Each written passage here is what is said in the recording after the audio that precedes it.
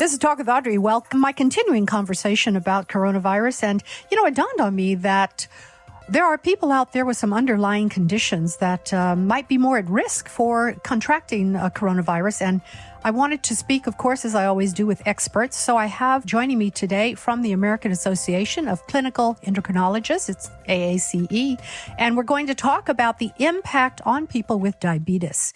She is the president of the American Association of Clinical Endocrinologists, Dr. Sandra Weber. She practices endocrinology in Greenville, South Carolina, and is affiliated with Prisma Health System, where she serves as chief of the Division of Endocrinology and chair of continuing medical education. She's also one of the founding faculty at the University of South Carolina School of Medicine, Greenville, where she's professor of medicine. She's an expert. She knows a lot, and she's joining me today. Welcome, Dr. Weber. Thank you so much. This is a wonderful opportunity to be able to talk with your audience, and I'm very pleased to be here today. Thank you for joining me. This is a tough time, but for people who aren't familiar with the American Association of Clinical Endocrinologists, can you tell us a little about your mission and membership? Absolutely. The American Association of Clinical Endocrinologists is a professional community of physicians that are specializing in endocrinology, diabetes, and metabolism. We are committed to enhancing our members' knowledge, education, and skills so that they can focus on providing the highest quality of patient care. We also advocate for the profession, and we try to keep our understanding of value to both the community, including our patients, organizations, and the public. And as part of this, we are trying to educate from all levels at this time of crisis.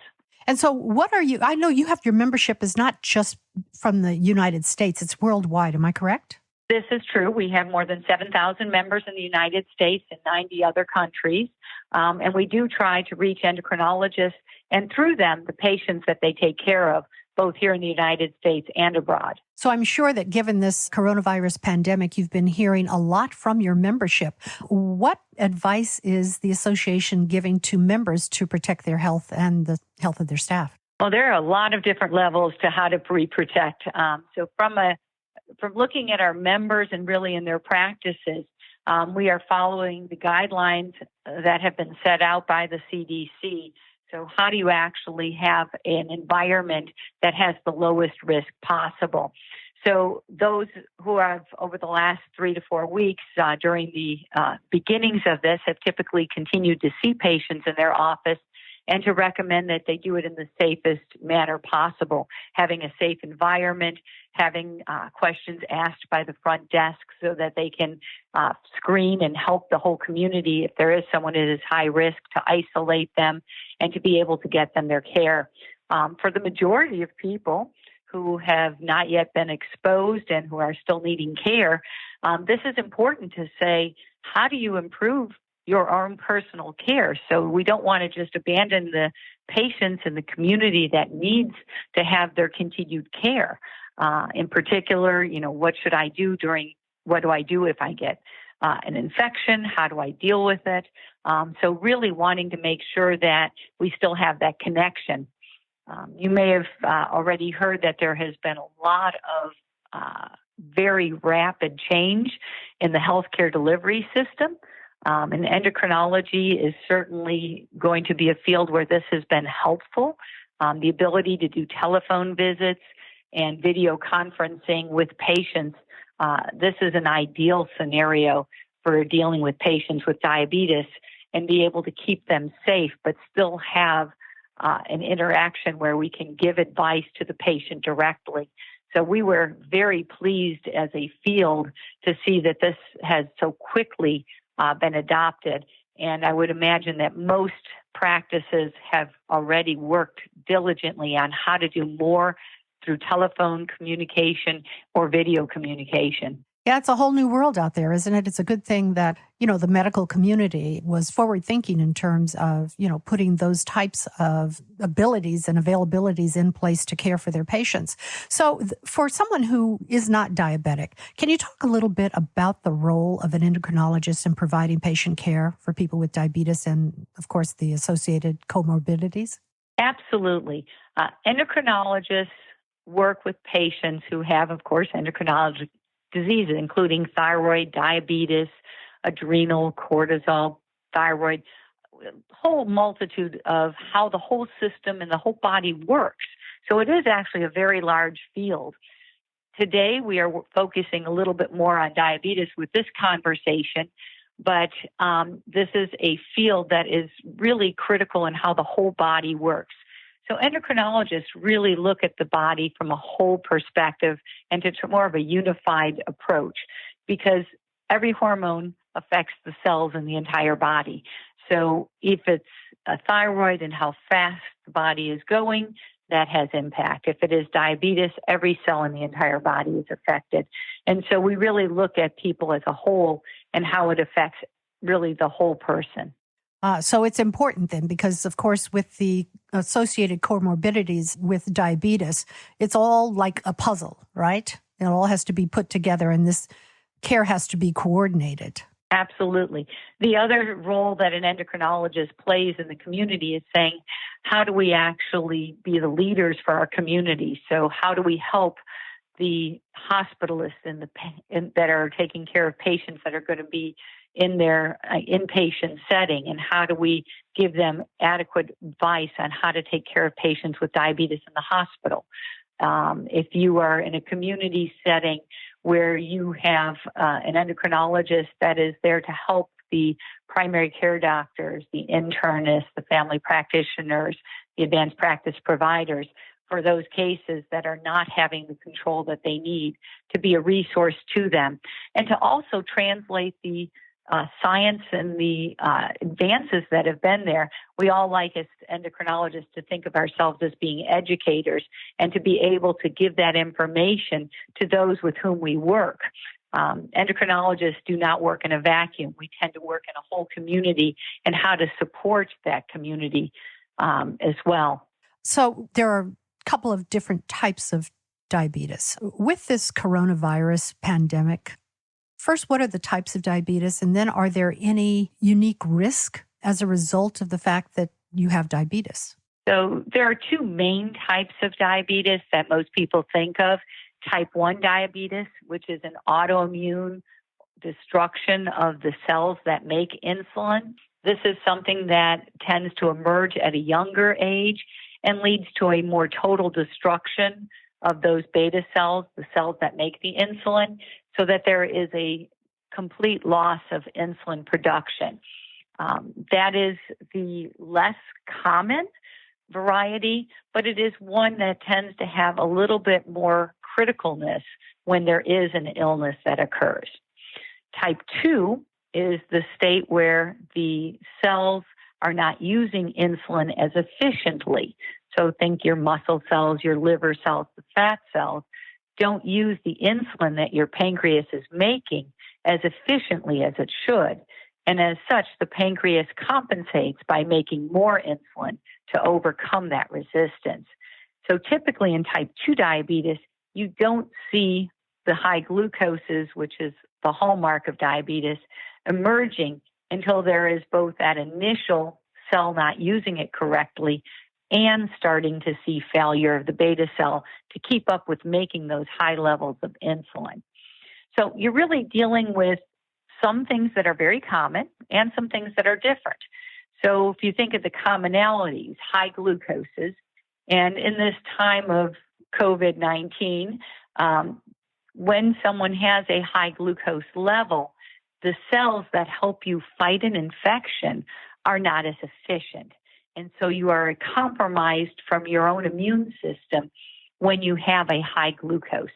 And so that would be something that would be common for any person with diabetes, whether it be type 1 or type 2, is trying to attain the best glucose control that they can without having a significant risk of low blood sugars. Wow. Yeah, different. I'm like, yeah. Oh, that's it's interesting because I'm learning that do most people who are diabetic consider that their immune system, if they have type 2 diabetes, could be compromised. So that's why I like to have these conversations, because you don't know what you don't know, right? That's true. Think of it as being, in your bloodstream, you have a certain amount of glucose.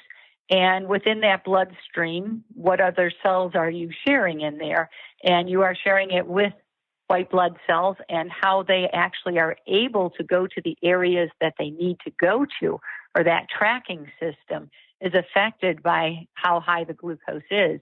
And if that glucose is high, and most people are familiar with the term hemoglobin A1c, and so an A1c level usually of 8% or above, which correlates to an average glucose of about 180, is where you typically see that white blood cells don't work as efficiently and don't track as appropriately.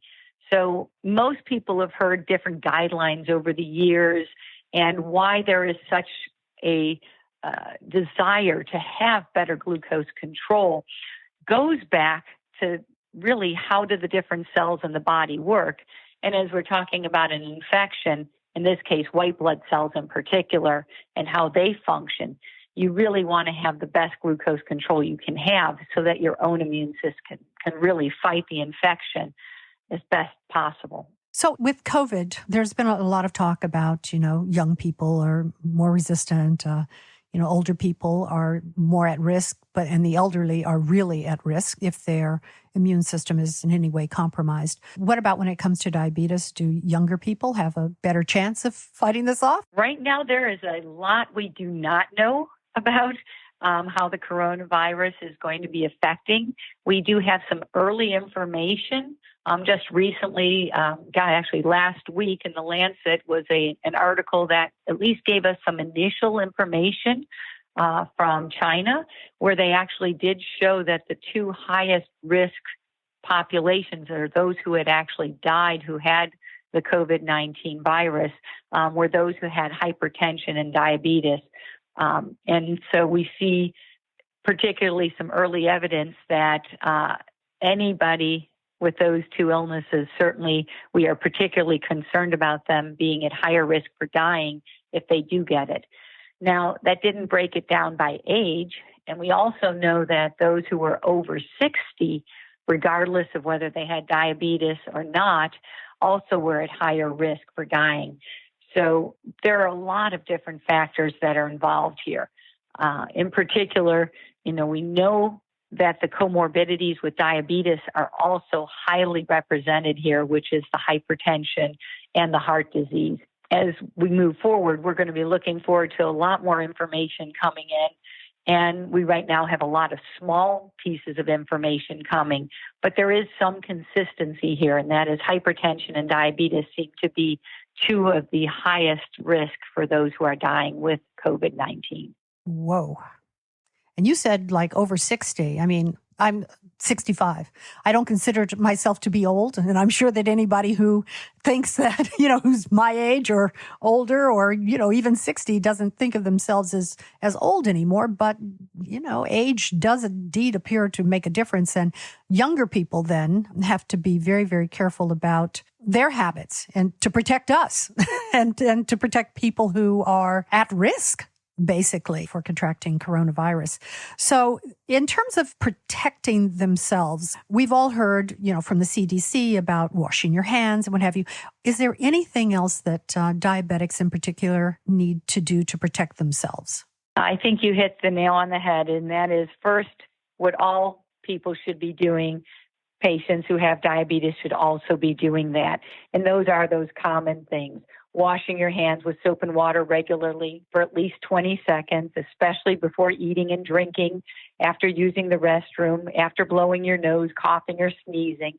And if not readily available, using the alcohol-based sanitizers.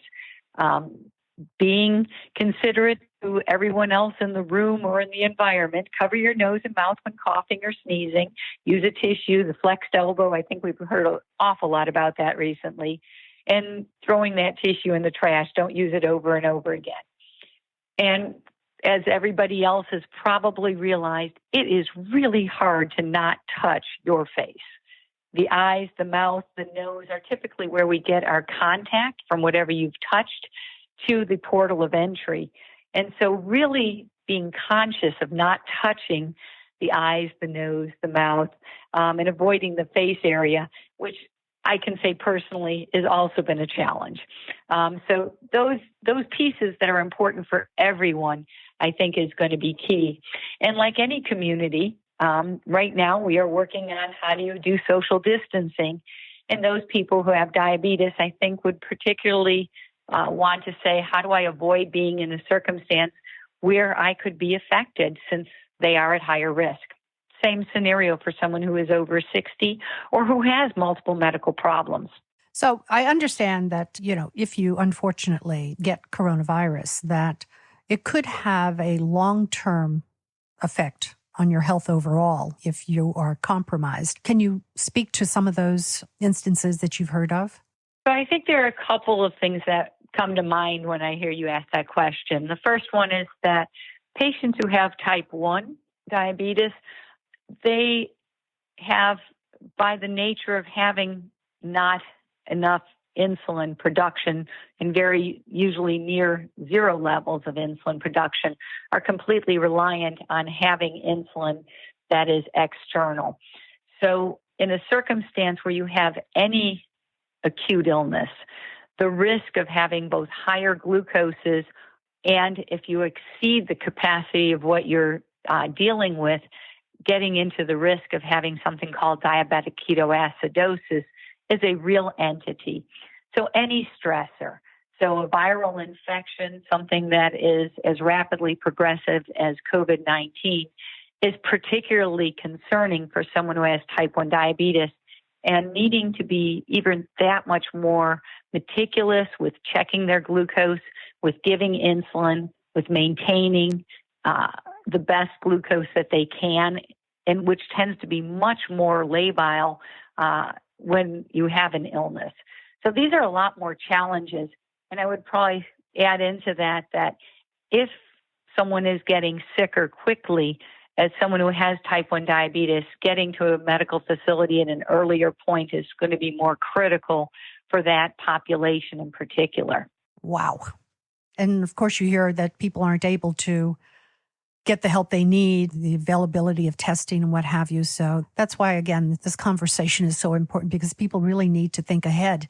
I actually live in New York City and I'm in California right now and I can't go back to New York City. So for emergencies and what have you, I'm sure that the hospitals and ambulances and what have you will be quite busy and people need to know to plan ahead. So this next question I'm going to ask you, next couple of questions. If you have to shelter in place and you're diabetic, and I'm sure, again, that a lot of people have thought about this, but maybe think they have time to take care of it and don't. But what supplies do they need to have on hand and how much of a supply should they have on hand if they have to shelter in place and they don't have access to their doctor or to be able even to go and get their medications? So hopefully everyone does have a community that is willing to rally around them, and I would hope everyone has that scenario. But the idea of keeping yourself with social distancing and trying to have the least amount of contact is still the priority. I think everyone would look at that as being what is the minimum and what can you in reality get. If it were me trying to figure out how I would want to have it, I would probably want a 30-day supply.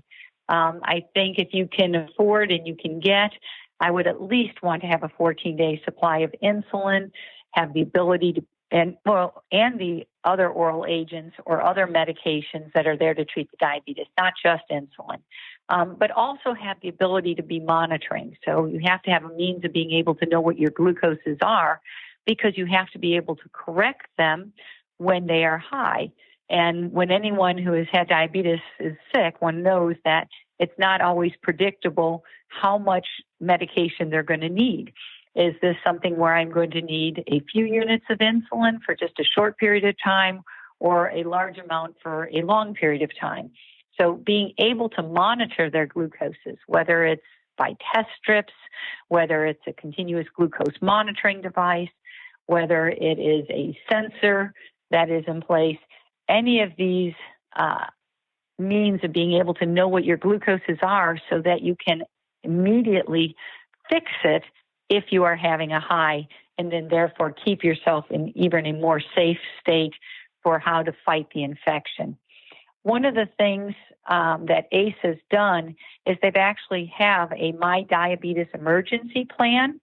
And it is just an excellent resource of how to be prepared. It'll go down to fluids, what to do if you're sick, anti-nausea medicines, what supplies you should have on hand. And I would encourage anyone who has diabetes to go to the ACE website, and the My Diabetes Emergency Plan is just an excellent resource for both patients and healthcare professionals. And it's designed in a checklist form, so it's very easy to go down that list and say, what do I have and what do I need, and how do I fill in those options? And would you give us the address, the online address, please? No problem. It's AACE.com. That's AACE.com for that information. I would encourage you guys to go there. And it really does help to have a checklist in front of me. I like it. If I go to the grocery store, I like to have a checklist, what things you need. It's nice to have that very nice, easy to follow format in there. You did bring up the question about actually being, walled in. It is possible to get delivery by mail of supplies. So right now, a lot of pharmacies, if you can't get physically to the pharmacy, there are options to actually get medication delivery via mail. And as this continues on, if we try to have longer periods of time where we are having social distancing, that might be another option that's available. I would also have to say I commend the different insurance companies. The pharmacies have really stepped up and to make it easier to be able to get those 14 and 30-day supplies, as this is an emergency, and this way people can be prepared. So the whole global approach to say, how do we keep patients safe? I think all the people involved have really tried hard to step up and say, how do we make this the best scenario for the people of the United States? Well, yeah, and everyone is stepping up to the plate. Another thing of concern, if someone's diabetic, they're also watching what they eat. And, when you're closed in and you're frustrated or tired and whatever, it doesn't matter. I tend to, when I'm stressed out, my go-to, as I mentioned to you before we started our conversation, is mashed potatoes and gravy. Well, if you have a health condition where what you put into your body has a real impact on your health, you have to be careful. But a lot of the foods that are out there that people are buying for long term, like potatoes and rice and beans and what have you. What would your go-tos, and again, I know you're not a dietitian, but what would you suggest that diabetics keep on hand so that if they're going to binge on something, that it's something that's not going to hurt them? Well, I would say most people with diabetes, first and foremost, are humans that will be stressed out just like everybody else. And we all have our tendencies of what do we do when we are stressed. And many people turn to food as being one of their stress mechanisms and how to cope. And what I would tell everyone who, in terms of has something that's probably not the best food for them as their stress food, to think about portion control. Most patients with diabetes have already been very adept at knowing what to do with food. And so know the differences of what is a carbohydrate, what is a protein, what is a fat. And all foods get broken down to those three items there. So if your stress food is mashed potatoes and gravy, I would say if you had diabetes and you had type 1 and you know what your carbohydrate ratio is, you are going to be someone who is just going to be taking a lot of insulin that day. And be honest and truthful with yourself. If you're eating a lot of carbohydrates and you know how much insulin you need for each gram of carbohydrate, just make sure you cover it well. And you may regret that decision in the waistline at a later point, but at least match those carbohydrates with the amount of insulin they need. If you're someone who has oral agents, you might want to really work on the portion control, because it's usually if you're under good control, it's under a usual scenario of what would be your typical diet. And adding in something that has a lot of carbohydrates, you will probably exceed whatever regimen you have and the ability to really deal with that amount of a carbohydrate load. It would be difficult. So I would say practice portion control.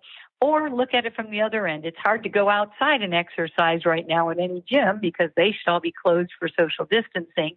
But going for a walk by yourself, doing some exercises in the house, doing something where you stay active would be another alternative and would probably help with some stress reduction. Great. I would also be concerned of some mental health.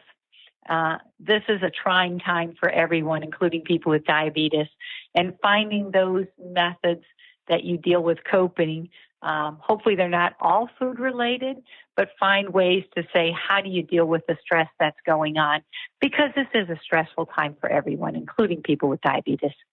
And, hopefully we can all maybe take a step back and take this time to reflect and make some changes even in our lives, whether you have diabetes or not, maybe just take a deep breath and change some habits, take a walk and keep that social distancing in mind. And of course, guys, as always, I'd remind you to check with your physician and your healthcare provider. I'm having this conversation because I want it to be a wider conversation. I wanted to help make you think about, what you need to do to take care of your health and to hopefully stay away from folks who are or have been exposed to coronavirus so that you don't get it.